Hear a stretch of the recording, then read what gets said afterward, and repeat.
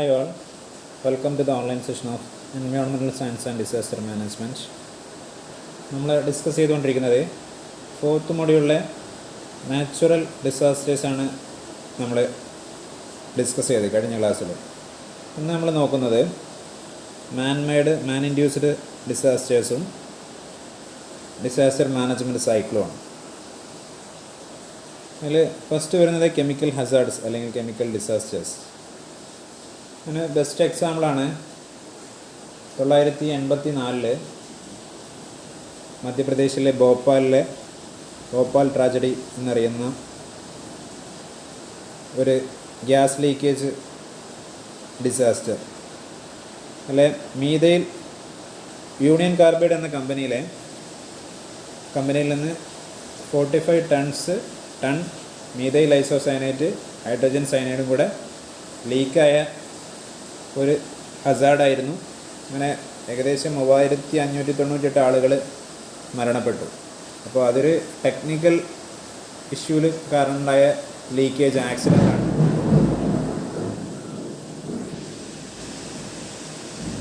അപ്പോൾ അതാണ് ഒരു കെമിക്കൽ ഹസാർഡിന് അല്ലെങ്കിൽ ഡിസാസ്റ്ററിന് ബെസ്റ്റ് എക്സാമ്പിൾ.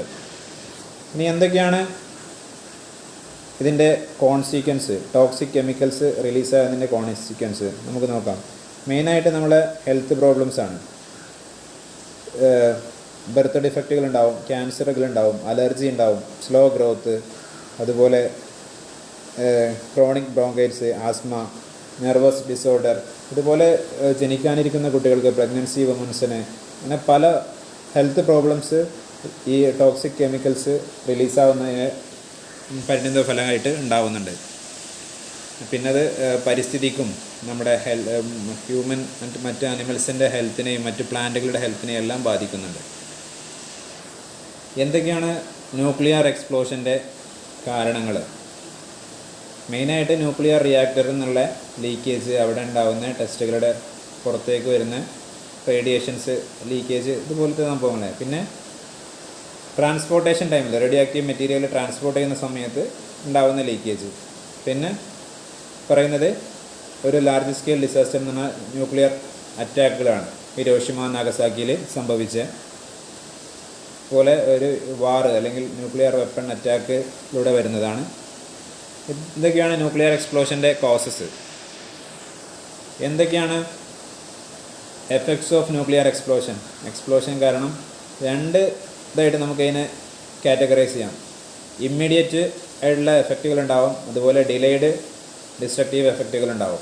ഒന്ന് അപ്പം തന്നെ ഉണ്ടാവുന്ന എക്സ്പ്ലോഷൻ, അതുപോലെ ബ്ലാസ്റ്റ്, തെർമൽ റേഡിയോ, ഇതുപോലെ അപ്പം തന്നെ നമുക്ക് പൊള്ളലേൽക്കുക, അതൊക്കെ അപ്പം തന്നെ സംഭവിക്കും, അങ്ങനത്തെ ഉണ്ടാവും. അതുപോലെ അതിൻ്റെ ആഫ്റ്റർ എഫക്റ്റ് അല്ലെങ്കിൽ കുറേ കഴിഞ്ഞ് വീണ്ടും അതിൻ്റെ പരിണിത ഫലമായിട്ട് വരുന്ന കുറേ എഫക്റ്റുകളുണ്ട്.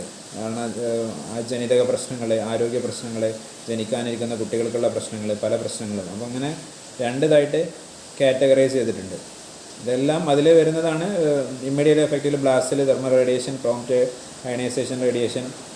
ഇതുപോലെ ഡിലേഡ് എഫക്റ്റിൽ വരുന്നതാണ് radioactive fallout and other possible environmental effect. വെള്ളം, മണ്ണ്, ഇതിനെ പ്ലാന്റുകൾ, ഇവരൊക്കെ ബാധിച്ച് അത് അടുത്ത സ്ഥലങ്ങളിലേക്കും അടുത്ത ലൊക്കാലിറ്റിയിലേക്കും അടുത്ത ജനറേഷനിലേക്കും അത് അല്ലെങ്കിൽ വർഷങ്ങളോളം അത് നീണ്ടു നിൽക്കും എന്നുള്ളതാണ് ഈ ഡിലേഡ് എഫക്റ്റിൽ വരുന്നത്. ഇനി നമ്മളെ എനർജി മാനേജ്മെൻറ്റ് സൈക്കിളിൽ നമുക്ക് മൂന്നായിട്ട് തരംതിരിക്കാം. 3 കാറ്റഗറിയായിട്ട്, 3 സ്റ്റേജായിട്ട് തരംതിരിക്കാം.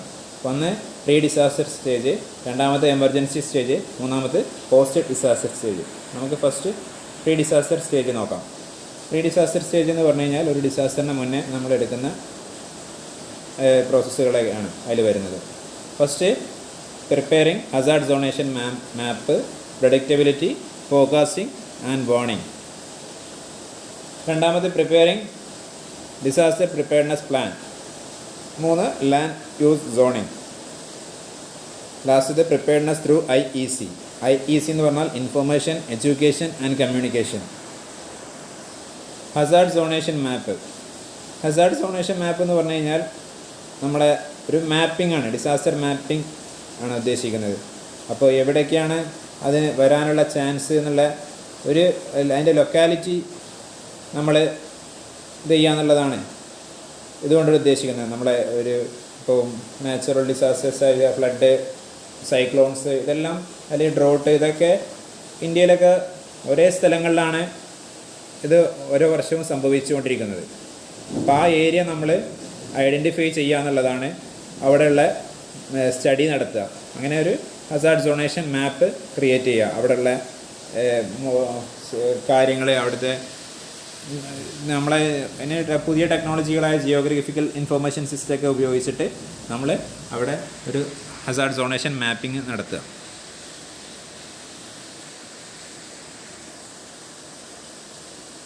ഇനി അതിൽ വരുന്നതാണ് പ്രെഡിക്റ്റബിലിറ്റി, ഫോർകാസ്റ്റിംഗ് ആൻഡ് വാണിംഗ്.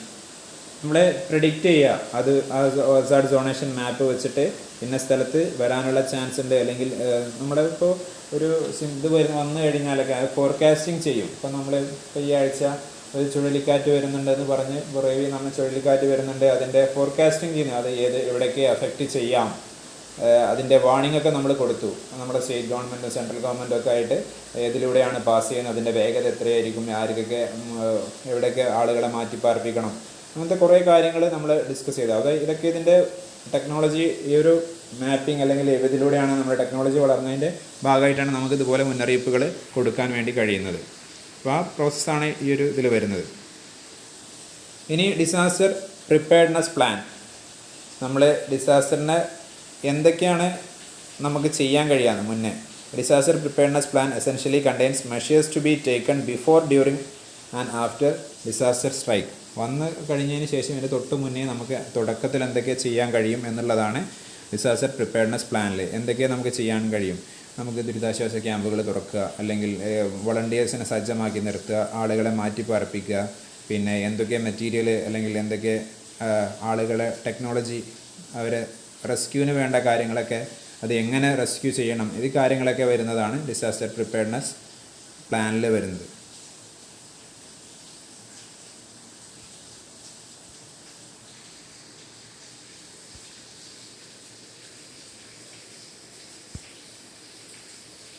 ഇനി ലാൻഡ് യൂസ് സോണിങ്. നമ്മൾ ലാൻഡിനെ കുറിച്ച്, ആ ലാൻഡിൻ്റെ ഇപ്പം കൂടുതലായിട്ട് ആ ലാൻഡ് ഇപ്പോൾ CRZ പോലത്തെ എന്നാണ്, അവിടെ ഒരു കൺസ്ട്രക്ഷനും നടത്താൻ പാടില്ല എന്ന് പറഞ്ഞ് ഗ്രീൻ ട്രൈബ്യൂണലിനൊക്കെ വീതിയുള്ള കുറേ ഏരിയാസ് ഉണ്ട്. കാരണം അവിടെ അല്ലെങ്കിൽ ഫ്ലഡ് എഫക്റ്റഡ് ഏരിയ, അവിടെ പോയി നമ്മൾ പുതിയ ബിൽഡിങ്ങുകളോ കാര്യങ്ങളോ ഒന്നും ചെയ്യാൻ പാടില്ല. അവിടുത്തെ അതിൻ്റെ വില, അതിൻ്റെ ഡിമാൻഡ്, ഇപ്പോൾ നമ്മളെ ഹില്ലി ഏരിയാസിലൊക്കെ ഈ ഹിൽ വ്യൂ അല്ലെങ്കിൽ ടോപ്പ് വ്യൂ, നമ്മളെ ഒരു ടൂറിസം മേഖലയിലൊക്കെ അവിടെ ഫ്ലാറ്റുകൾ ഇതൊക്കെ കെട്ടിയിട്ട് അങ്ങനത്തെ സ്ഥലങ്ങളിലൊന്നും അനുമതി കൊടുക്കാതെ കറക്റ്റ് സോണാക്കിയിട്ട് അങ്ങനത്തെ ഡിസാസ്റ്റർ അല്ലെങ്കിൽ ഹസാർഡ് ഉണ്ടാവാൻ ചാൻസ് ഉള്ള സ്ഥലങ്ങളെ നമ്മൾ ഇതിൽ നിന്നും മാറ്റി അവിടെ പുതിയ കൺസ്ട്രക്ഷൻ വരുന്നതിന് ലീഗലായിട്ടുള്ള ഇത് കൊണ്ടുവരാൻ വേണ്ടിയിട്ടുള്ള ഒരു പ്രോസസ്സിനെയാണ് ലാൻഡ് യൂസ് സോണിങ് എന്ന് പറയുന്നത്.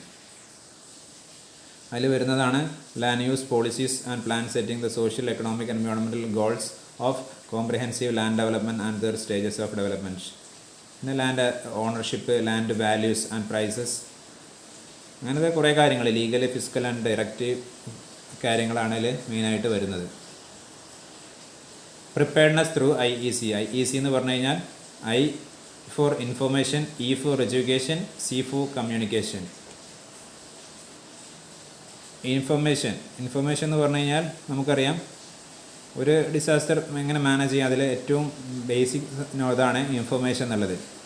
കാരണം എങ്ങനെ നമ്മൾ നോളജ് കൈമാറുന്നത്, നമുക്ക് ഇൻഫർമേഷൻ കിട്ടുന്ന, അത് നമ്മളെപ്പോഴും പറയും, കാരണം ഓതറൈസ്ഡ് ഇതിൽ നിന്ന് മാത്രമുള്ള ഇൻഫർമേഷനെ നമ്മൾ സർക്കുലേറ്റ് ചെയ്യാൻ പാടുള്ളൂ എന്നൊക്കെ നമ്മൾ പറയാറുണ്ട്. നമ്മളെ ഫ്ലഡ് വന്ന സമയത്തും മറ്റ് ഇതായ സമയത്തും ഒക്കെ കൃത്യമായി അതിന് ഓതൻറ്റിക് ആയിട്ടുള്ള ഇത് മാത്രമേ നമ്മൾ റിപ്പോർട്ട് ചെയ്യാം. അല്ലെങ്കിൽ ഇൻഫർമേഷനിൽ വരുന്നത് what, when, where, how and how much, ഇത്രയും ക്വസ്റ്റ്യൻസിനുള്ള കറക്റ്റായിട്ടുള്ള ആൻസർ ആയിരിക്കും എന്ത് ഇൻഫർമേഷൻ എന്ന് പറയുന്നത്. അതാണ് എന്ത്, എപ്പോൾ, എങ്ങനെ, ആര്, എത്ര, അങ്ങനെ ഒരു എത്ര ക്വാണ്ടിറ്റി അല്ലെങ്കിൽ എത്ര ആളുകളെ ഇത് ബാധിക്കും, ആ ഒരു കറക്റ്റ് ഇൻഫർമേഷൻ, ഇത് എവിടെ നിന്നാണ് ഇതിൻ്റെ സോഴ്സ്, അങ്ങനത്തെ ഓരോ ഇതാണ് ഇൻഫർമേഷൻ കൊണ്ട് ഉദ്ദേശിക്കുന്നത്. ഇനി എഡ്യൂക്കേഷന് നമുക്കറിയാം, ഒരു കാര്യം നമ്മൾ വരുന്ന സമയത്ത് അതിനെക്കുറിച്ച് കൃത്യമായിട്ട് നമ്മൾ അറിഞ്ഞിരിക്കണം. ഒരു എർത്ത് കേക്കാണ്, അല്ലെങ്കിൽ ഒരു ഫ്ലഡാണ്, ഡ്രോട്ടാണ്, അല്ലെങ്കിൽ സുനാമിയാണ്. അതിൻ്റെ എഡ്യൂക്കേഷൻ എന്ന് പറഞ്ഞാൽ എന്തൊക്കെ നമ്മൾ ചെയ്യാൻ പാടുണ്ട് അല്ലെങ്കിൽ എന്തൊക്കെ നമ്മൾ ചെയ്യാൻ പാടില്ല, what to do and what not to do. കാരണം നമ്മൾ ഒരു ഇതുണ്ടാവുന്ന സമയത്ത് അവിടെ പോയി സെൽഫി എടുക്കുന്ന ഒരു ഇതല്ല എഡ്യൂക്കേറ്റഡ് ആയ ആളുകളുടെ അടുത്തുനിന്ന് നമ്മൾ പ്രതീക്ഷിക്കുന്നത്. അത് കൃത്യമായിട്ട് മാനേജ് ചെയ്യാനും അല്ലെങ്കിൽ അത് കാണാൻ പോവുക എന്നുള്ളതല്ല. ഇപ്പോൾ നമ്മൾ കഴിഞ്ഞ ഫ്ലഡിൻ്റെ സമയത്തൊക്കെ നമ്മൾ കണ്ടതാണ്, ഫ്ലഡ് എഫക്റ്റഡ് ഏരിയ ആയ സ്ഥലങ്ങൾ ഉരുൾപൊട്ടി കുറേ ആളുകൾ മരിച്ച് ആ സ്ഥലങ്ങൾ കാണാൻ പോവുക എന്നുള്ള ഒരു സിറ്റുവേഷൻ. അത് അവിടെയുള്ള മറ്റ് റെസ്ക്യൂ ഓപ്പറേഷന് നേതൃത്വം കൊടുക്കുന്നവർക്ക് വളരെ ബുദ്ധിമുട്ട്, അതൊരു എഡ്യൂക്കേറ്റഡ് ആയ ആളുകളിൽ നിന്ന് ഉണ്ടാവാൻ പാടില്ലാത്ത ഒരു സംഭവമാണ്. അപ്പോൾ എഡ്യൂക്കേഷൻ എന്നുള്ളത് നമ്മൾ എന്തൊക്കെ ചെയ്യണം എന്തൊക്കെ ചെയ്യാൻ പാടില്ല എന്നുള്ള കൃത്യമായ കാര്യം നമ്മളെ ബോധ്യപ്പെടുത്തുന്ന അവയർനെസ് കൊടുക്കേണ്ടതാണ് എഡ്യൂക്കേഷൻ. ഇനി കമ്മ്യൂണിക്കേഷൻ, നമ്മൾ നേരത്തെ പറഞ്ഞ പോലെ തന്നെ communication is the process of information exchange between 2 or more group അല്ലെങ്കിൽ ഓർ ഇൻഡിവിജ്വൽസ്. എന്നാൽ ഒന്നിലധികം ഗ്രൂപ്പുകൾ അല്ലെങ്കിൽ ഇൻഡിവിജ്വലിലേക്ക് നമ്മുടെ കമ്മ്യൂണിക്കേഷൻ കൈമാറുന്ന ഒരു പ്രോസസ്സാണ്. അത് കറക്റ്റായിട്ടുള്ള ഓതൻറ്റിക് ആയിട്ടുള്ള കമ്മ്യൂണിക്കേഷൻ ആയിരിക്കും. കാരണം ഇത് എല്ലായിടത്തും എത്തണം. ഇപ്പം നമ്മൾ ഓരോ അലേർട്ട് കൊടുക്കുമ്പോൾ അല്ലെങ്കിൽ മുന്നറിയിപ്പുകൾ കൊടുക്കുമ്പോൾ, വാർണിംഗ് സിഗ്നലുകൾ കൊടുക്കുമ്പോൾ, ഇപ്പോൾ ഡാം തുറക്കാൻ പോവുകയാണ്, ആ കമ്മ്യൂണിക്കേഷനൊക്കെ പ്രോപ്പറായിട്ട് എല്ലാ ആളുകളിലും എത്തണം. അത് സമയത്തിന് തന്നെ നടക്കണം. അതുപോലെ കമ്മ്യൂണിക്കേഷൻ പല റൂമേഴ്സും പരക്കാറുണ്ട്. ആ റൂമേഴ്സ് എല്ലാം അതിലെല്ലാം വിശ്വസിക്കേണ്ടത് കാരണം കറക്റ്റായിട്ടുള്ള കമ്മ്യൂണിക്കേഷനാണ് നമ്മൾ പ്രൊവൈഡ് ചെയ്യേണ്ടത്. ഓക്കെ. ഇനി ഡിസാസ്റ്റർ മിറ്റിഗേഷൻ, പ്രിപ്പയർഡ്നെസ് പ്ലാൻ കഴിഞ്ഞ് മിറ്റിഗേഷൻ എന്ന് പറഞ്ഞു കഴിഞ്ഞാൽ നമ്മൾ ഒരു ഡിസാസ്റ്റർ ഉണ്ടായിക്കഴിഞ്ഞാൽ അതിനെ എഫക്റ്റുകൾ റെഡ്യൂസ് ചെയ്യാൻ, കമ്മ്യൂണിറ്റിയെ പല എഫക്റ്റുകളും ഉണ്ടാവും. ആ എഫക്റ്റുകൾ റെഡ്യൂസ് ചെയ്യാൻ നമ്മൾ എന്തൊക്കെ ആക്ഷനുകളാണ് എടുക്കുന്നത് എന്നുള്ളതാണ് ഡിസാസ്റ്റർ മിറ്റിഗേഷനിൽ വരുന്നത്. കാരണം നമ്മൾ എന്തൊക്കെയാണ് അതിൽ ചെയ്യാൻ പോകുന്നതെന്ന്, കാരണം നമ്മളൊരു പല ഇതിൽ റിഡക്ഷൻ പ്രോസസ്സ് ഉണ്ടാവും. കാരണം നമ്മൾ മനുഷ്യജീവനെ രക്ഷിക്കുക എന്നുള്ളത് മാത്രമല്ല, അല്ലെങ്കിൽ അവരെ പരിക്കുകളിൽ നിന്ന് രക്ഷിക്കുക എന്ന് മാത്രമല്ല, കാരണം നമ്മുടെ സാമ്പത്തിക നഷ്ടം, അതുപോലെ നാച്ചുറൽ ഇതിൽ നിന്നും, എക്കണോമിക് ആക്ടിവിറ്റിയിൽ നിന്നും, സോഷ്യൽ ഇൻസ്റ്റിറ്റ്യൂഷനും ഒന്നും ബാധിക്കാതെ എല്ലാത്തിൽ നിന്നും അവരെ എല്ലാത്തിനും സംരക്ഷിക്കുക എന്നുള്ളതാണ് ഡിസാസ്റ്റർ മിറ്റിഗേഷനിൽ വരുന്നത്. മിറ്റിഗേഷനെ നമുക്ക് രണ്ടായിട്ട് ക്ലാസിഫൈ ചെയ്യാം, നോൺ സ്ട്രക്ചറൽ മിറ്റിഗേഷനും സ്ട്രക്ചറൽ മിറ്റിഗേഷനും. അതിൽ നോൺ സ്ട്രക്ചറൽ മിറ്റിഗേഷനിൽ വരുന്നത് training and education, public education, evacuation planning, institution building, warning system. ഇത്രയാണ് നോൺ സ്ട്രക്ചറൽ മിറ്റിഗേഷനിൽ വരുന്നത്. അതിൽ സ്ട്രക്ചറൽ മിറ്റിഗേഷൻ എന്ന് പറഞ്ഞു കഴിഞ്ഞാൽ നമ്മൾ എന്തൊക്കെയാണ് മുൻകരുതലുകൾ, കാരണം നമ്മൾ കുറേ സ്ട്രക്ചറലി നമ്മൾ ഇപ്പോൾ ഒരു എർത്ത് കേക്ക് പ്രോൺ ഏരിയ, കാരണം ഭൂകമ്പ സാധ്യതയുള്ള ഏരിയയിൽ അവിടെ ബിൽഡിംഗ് കെട്ടുന്ന സമയത്ത് എങ്ങനെയായിരിക്കണം ബിൽഡിങ് കൺസ്ട്രക്ട് ചെയ്യേണ്ടത്. കാരണം ആ ബിൽഡിംഗ് ഇതിനെ മാക്സിമം, കാരണം ചെറിയ ഭൂമികുലുക്കൊക്കെ ഉണ്ടായാൽ അതിനെ റെസിസ്റ്റ് ചെയ്യാൻ പറ്റുന്ന തലത്തിലുള്ള ബിൽഡിംഗ് ഇതുകളാണ് നമ്മൾ ഉപയോഗിക്കേണ്ടത്. അതുപോലെ ഡ്രോട്ട് കണ്ടിന്യൂസ് ആയിട്ട് ഉണ്ടാകുന്ന ഒരു സ്ഥലത്ത് നമ്മൾ ഡാം കൺസ്ട്രക്ട് ചെയ്തിട്ട് അവിടെയുള്ള അണ്ടർ വാട്ടർ ലെവൽ കൂട്ടാൻ വേണ്ടിയിട്ടാണ് നമ്മൾ ശ്രമിക്കേണ്ടത്. ഇങ്ങനത്തെ കുറേ കാര്യങ്ങളാണ് സ്ട്രക്ചറൽ മിറ്റിഗേഷനിൽ വരുന്നത്. അതിന് എക്സാമ്പിൾസാണ് incorporation of hazard resistance in structures or procedure for a new development project, planning certain kinds of varieties of crops that are less affected by specific kind of disaster. ഇപ്പോൾ നമുക്കറിയാം, ഇപ്പോൾ ഈ ഒറ്റത്തടിയായിട്ടുള്ള വാഴ, തെങ്ങ്, അതുപോലെ റബ്ബർ, ഇതൊക്കെ ചെറിയൊരു കാറ്റടിച്ചാൽ തന്നെ, നല്ലൊരു കാറ്റടിച്ചാൽ തന്നെ ഇതെല്ലാം അതുപോലത്തെ കൃഷികളൊക്കെ വീഴും. അപ്പോൾ ഇതിൽ നിന്നും ഇപ്പോൾ അങ്ങനത്തെ ഒരു ഏരിയയിൽ ഈ വാഴ പോലുള്ള കൃഷികൾ നമ്മൾ ഒഴിവാക്കുക. പിന്നെ ക്രോപ്പ് സൈക്കിള്, ഇപ്പോൾ ഫ്ലഡ് കണ്ടിന്യൂസ് ആയിട്ട് ഉണ്ടാകുന്ന സ്ഥലത്ത്, കാരണം ഫ്ലഡിന് മുന്നേ നമ്മൾ വിളവെടുക്കാൻ, ഹാർവസ്റ്റ് ചെയ്യാൻ പറ്റുന്ന തരത്തിൽ നമ്മൾ കൃഷി പ്ലാൻ ചെയ്യുക. അതുപോലെ അല്ലെങ്കിൽ സൈക്ലോൺ ഉണ്ടാകുന്നൊരു കാരണം ചുഴലിക്കാറ്റ് വരുന്നൊരു സമയമാണെങ്കിൽ ആ സമയം നമുക്കൊരു ഏകദേശം അറിയുന്ന ഇന്ന മാസത്തിലാണ് ഉണ്ടാവുക എന്നുണ്ടെങ്കിൽ ഇതിന് മുന്നേ വിളവെടുക്കുന്ന, അല്ലെങ്കിൽ ഡ്രോട്ട് ഉണ്ടാകുന്നതിന് മുന്നേ നമ്മൾ വിളവെടുക്കുന്ന ഒരു സിറ്റുവേഷനിലേക്ക് ഇതിൻ്റെ സൈക്കിൾ മാറ്റുക. The adoption of land use planning and control restrict activity high risk area. Economic diversification to allow loss in one sector to be offset by increased input other sector. ഇനി അതിൽ വരുന്ന ഒരു ഇതാണ് population reduction in vulnerable area. ഇപ്പോൾ നമ്മുടെ ഇങ്ങനത്തെ ഏരിയാസിലുള്ള vulnerable ഏരിയാസിൽ നിന്ന് population reduction ചെയ്യുക. കാരണം അവർ കോസ്റ്റൽ ഏരിയ, അല്ലെങ്കിൽ volcanic eruption zone, flood affected area, ഇതിൽ നിന്നൊക്കെ കുറേ മീറ്ററുകളോളം മാറിയിട്ട് ആളുകൾ താമസിക്കണം. അവിടെ റെസിഡൻഷ്യൽ പെർമിറ്റ് കൊടുക്കാതിരിക്കുക. ഇതൊക്കെയാണ് നമുക്ക് ചെയ്യാൻ കഴിയുന്നത്. പിന്നെ അവയർനെസ്, ഒരു ഇതുണ്ടായി കഴിയുന്ന സമയത്ത് നമ്മൾ കറക്റ്റായിട്ട് അവർക്ക് അവയർനെസ് കൊടുക്കണം. നമ്മുടെ NGO അല്ലെങ്കിൽ നമ്മുടെ പല വളണ്ടിയറി ഇതിലൂടെ, അല്ലെങ്കിൽ ട്രോമ കെയർ വളണ്ടിയറി ഇതിലൂടെ നമ്മൾ കൃത്യമായ അവയർനെസ് കൊടുക്കണം. എങ്ങനെയാണ് അതിൻ്റെ മിറ്റിഗേഷൻ പ്രോസസ്സ് നമ്മൾ കൊടുക്കേണ്ടത്, അല്ലെങ്കിൽ അതിനെ എങ്ങനെ നമ്മൾ നേരിടണം, അവർക്ക് മെൻ്റലി ഉള്ള സപ്പോർട്ടുകൾ നമ്മൾ കൊടുക്കേണ്ടതുണ്ട്. അതാണ് അവയർനെസ് കൊണ്ട് ഉദ്ദേശിക്കുന്നത്. ഇനി എമർജൻസി മാനേജ്മെൻറ്റ് സൈക്കിളിലെ രണ്ടാമത്തേതാണ് എമർജൻസി സ്റ്റേജ്. എമർജൻസി സ്റ്റേജ് എന്ന് പറഞ്ഞു കഴിഞ്ഞാൽ നമ്മൾ ഫസ്റ്റ് വന്നു കഴിഞ്ഞു, ഇനി അവിടെ ആ എമർജൻസി സിറ്റുവേഷനിൽ നമ്മൾ എന്തൊക്കെയാണ് ചെയ്യേണ്ടതെന്നാണ് ഇതിൽ പറയുന്നത്. അതിൽ മെയിനായിട്ട് വരുന്നത് rescue and evacuation, shelter four victims, relief four life stock, disposal of dead and finally damage assessment survey. എന്നാൽ റെസ്ക്യൂ ഓപ്പറേഷൻ നടത്തണം. നമ്മളെ ഇരകൾക്ക്, വിക്ടിംസിന് ഷെൽട്ടർ പ്രൊവൈഡ് ചെയ്യണം. അതുപോലെ മനുഷ്യ ജീവൻ രക്ഷിക്കാൻ വേണ്ടി നോക്കണം. പിന്നെ ഡെഡായിട്ടുള്ള അനിമൽസിനെയും അതുപോലെ മനുഷ്യരെയും കറക്റ്റ് നമ്മൾ ഡിസ്പോസൽ ചെയ്യണം. അതുപോലെ അസസ്മെൻറ്റ് സർവേ, എന്തൊക്കെയാണ് ഡാമേജ് സംഭവിച്ചതെന്നുള്ളത്. അപ്പം ഈ ത്വരിതഗതിയിൽ ചെയ്യേണ്ട റാപ്പിഡ് ആക്ഷൻ ടാസ്ക് ഫോഴ്സ്, കാരണം ഒരു ദ്രുതകർമ്മസേന ഉണ്ടാവും. അപ്പം നമ്മളെ ഒരു പെട്ടെന്ന് ആക്സിഡൻറ്റ് ഇതുണ്ടായി കഴിഞ്ഞാൽ ട്രോമ കെയറും വളണ്ടിയേഴ്സും പിന്നെ പോലീസും ഫയർഫോഴ്സും നമ്മുടെ പഞ്ചായത്തും മറ്റ് ഗവൺമെൻറ് ഒഫീഷ്യൽസും എല്ലാവരും കൂടെ ഒത്തൊരുമിച്ച് അതിന് നേതൃത്വം കൊടുത്ത് കറക്റ്റായിട്ട് ഈ കാര്യങ്ങളെല്ലാം ചെയ്യും. അത് എഫക്റ്റീവായിട്ട് ചെയ്യും.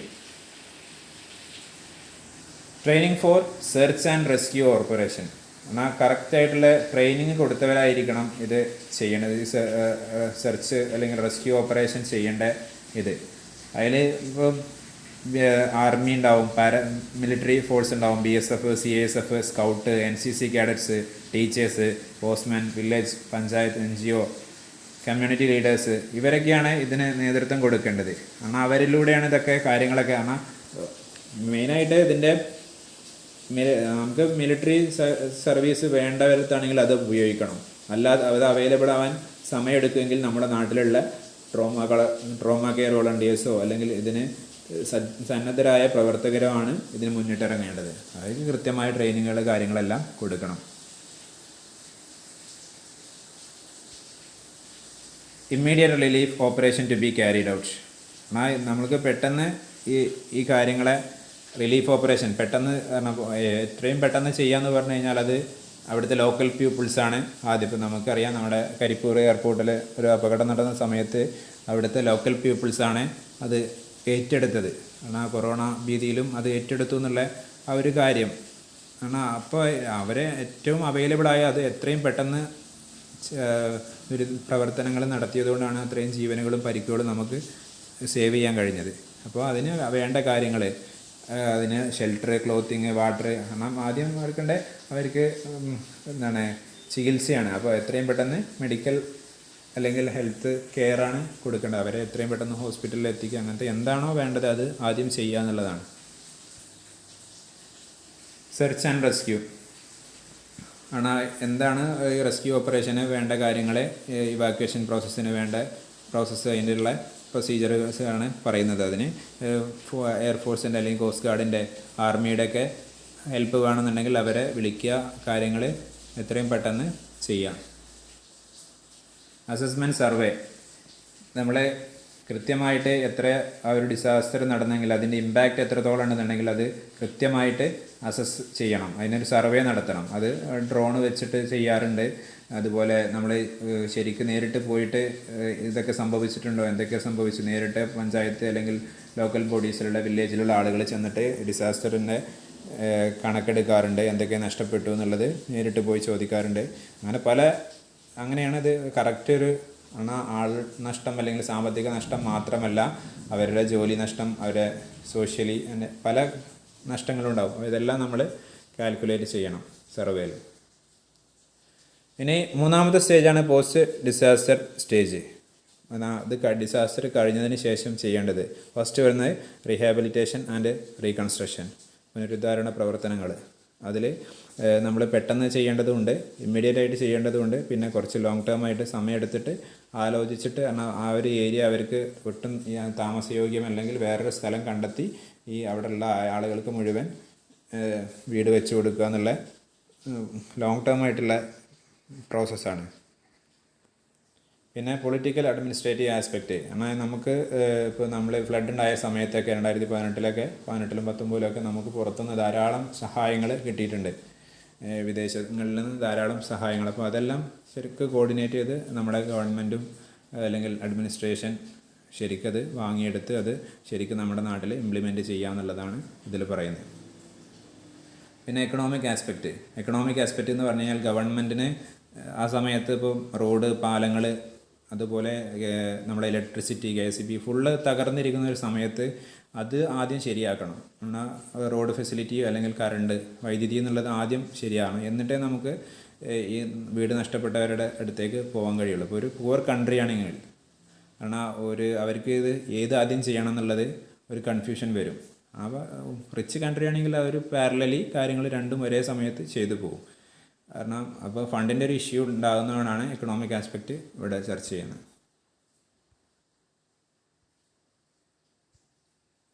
ഇനി എൻവയോൺമെൻറ്റൽ ഇമ്പാക്റ്റ്. കാരണം ഇതുണ്ടായി കഴിഞ്ഞാൽ എൻവയോൺമെൻറ്റൽ ഇമ്പാക്റ്റ് ധാരാളം ഉണ്ടാകും. കുറേ എക്കോ സിസ്റ്റംസ് നഷ്ടപ്പെടും. അവിടേക്ക് ഇപ്പോൾ എക്കോ സിസ്റ്റം നഷ്ടപ്പെടുമെന്ന് പറഞ്ഞു കഴിഞ്ഞാൽ ഇപ്പോൾ ഒരു സുനാമി ഉണ്ടായി കഴിഞ്ഞാൽ അവിടേക്ക് കുറേ സ്ഥലത്തേക്ക്, കുറേ കൃഷിഭൂമിയിലേക്ക് സോൾട്ട് വാട്ടറിൻ്റെ കടന്നു കയറ്റുണ്ടാകും. അവിടെയുള്ള കൃഷികൾ മുഴുവൻ, അഗ്രികൾച്ചർ മുഴുവൻ നശിക്കും. കാരണം പിന്നീട് ആ സ്ഥലം കുറേ വർഷത്തേക്ക് നമുക്ക് കൃഷിയോഗ്യമല്ലാതെയാവും. അങ്ങനെ കുറേ ഓരോ ഡിസാസ്റ്റർ അല്ലെങ്കിൽ ഓരോ ഹസാർഡ് ഉണ്ടായി കഴിഞ്ഞാലും പല എക്കോളജിക്കൽ നഷ്ടങ്ങളും, എൻവയോൺമെൻറ്റലിന് ധാരാളം നഷ്ടങ്ങളുണ്ടാകും. കാരണം ഇപ്പോൾ കെമിക്കൽ ഇതാണെങ്കിലും അവിടെ കുറേ കെമിക്കൽ ഭൂമിയിലും മണ്ണിലും ഒക്കെ അടിഞ്ഞുകൂടും. വാട്ടർ പൊല്യൂട്ടഡ് ആവും, കണ്ടാമിനേറ്റഡ് ആവും, അതുപോലെ മണ്ണ് കണ്ടാമിനേറ്റഡ് ആവും. പിന്നെ അങ്ങനെ കുറേ ഓരോ പ്രശ്നങ്ങൾ ഉണ്ടായി കഴിഞ്ഞാലും എൻവയോൺമെൻറ്റൽ ഇമ്പാക്റ്റുകൾ ഉണ്ടാവും. അപ്പം ഇത്രയാണ് ഇതിൽ ഡിസ്കസ് ചെയ്യാനുള്ളത്. Okay, thank you.